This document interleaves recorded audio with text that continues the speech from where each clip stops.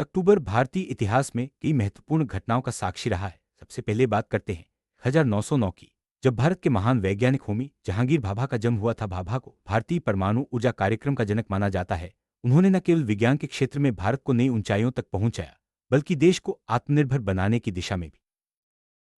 1945 में भारत ने संयुक्त राष्ट्र में सदस्यता प्राप्त की, जो देश के लिए एक ऐतिहासिक उपलब्धि थी। ये वह समय था जब भारत स्वतंत्रता की ओर अग्रसर था और वैश्विक मंच पर अपनी पहचान बना रहा था। संयुक्त राष्ट्र में शामिल होकर भारत ने अंतर्राष्ट्रीय मामलों में अपनी भूमिका को मजबूत किया और विश्व शांति, सुरक्षा तथा विकास के लिए प्रतिबद्धता दिखाई।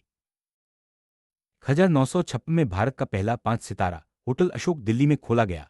यह होटल न केवल भारत के आतिथ्य उद्योग के लिए मील का पत्थर था, बल्कि देश की आधुनिकता और प्रगति का प्रतीक भी बना। अशोक होटल ने अंतर्राष्ट्रीय स्तर पर भारत की छवि को सशक्त किया और देश में पर्यटन को बढ़ावा देने में भी अहम भूमिका निभाई।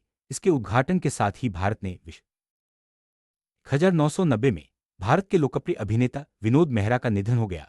विनोद मेहरा ने अपने अभिनय से भारतीय सिनेमा में खास पहचान बनाई थी। उनकी सहजता और भावनात्मक अभिनय ने उन्हें दर्शकों के दिलों में अमर कर दिया। विनोद मेहरा की फिल्मों ने समाज के विभिन्न पहलुओं को छुआ और उन्होंने अपने समय के कई बड़े कलाकारों के साथ काम किया।